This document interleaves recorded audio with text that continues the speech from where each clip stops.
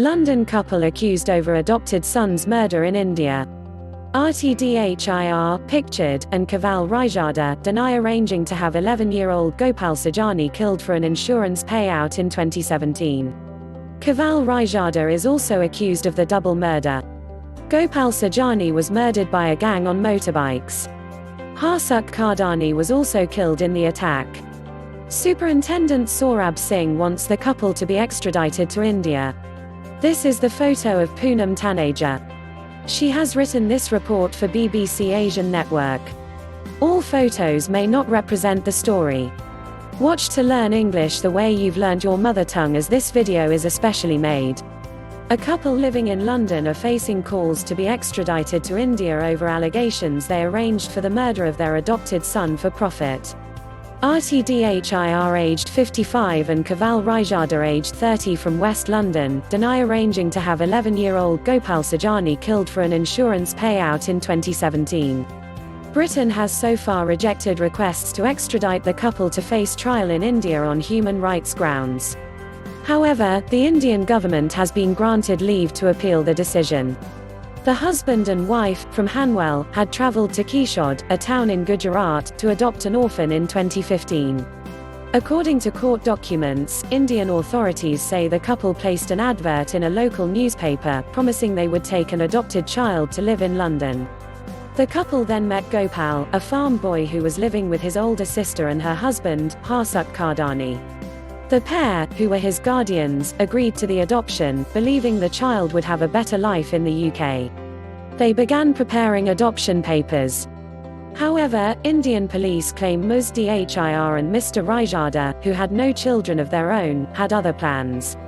Authorities in India say Ms. Dhir took out an insurance policy in Gopal's name. The policy was worth approximately £150,000 and would pay out after 10 years, or in the event of his death. According to the documents, she made 2 premium payments, each of £15,000. After a few days she took out an insurance policy in his name, Superintendent Saurab Singh of Junagadh Police, in Gujarat, told the BBC. It was a huge amount and she paid 2 premiums, knowing very well that in the event of Gopal's death, she would be paid 10 times the insured amount. The couple returned home to London, but Gopal never made it to the UK. He remained in Gujarat while visa papers were arranged for him. On the 8th of February 2017, he was abducted by 2 men on motorbikes, stabbed and left by a road in Gujarat. His brother-in-law, Mr. Kardani, was also attacked as he tried to defend the boy. Both died of their injuries in hospital later that month. Indian authorities say 2 previous attempts had been made against the boy's life, but both failed. The insurance policy never paid out. Court hearing officers in India arrested a suspect who they said was a friend of the couple and had spent time with them as a student in London. He is one of 4 men who have been arrested in India for alleged involvement in the crime. The investigations are ongoing.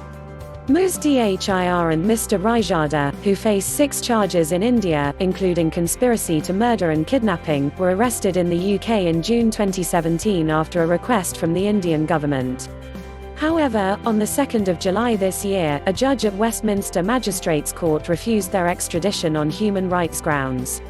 In her judgment, Senior District Judge Emma Arbuthnot found there was sufficient evidence to justify their extradition, as there was a circumstantial prima facie case that Ms. Dhir and Mr. Raijada, acting together and with others, committed the offences.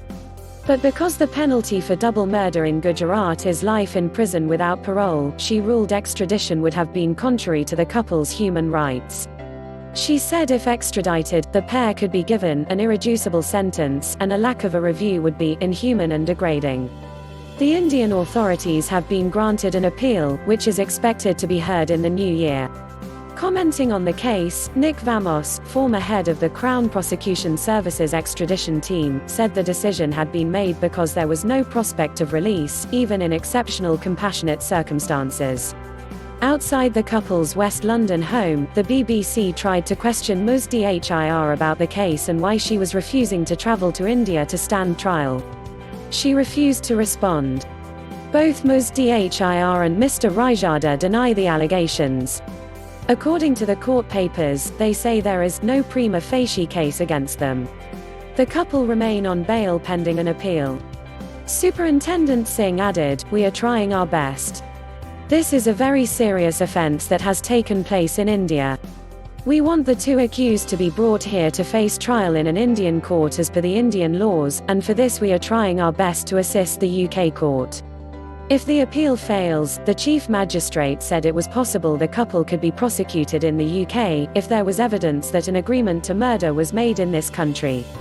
Please subscribe to my channel. Thanks for watching.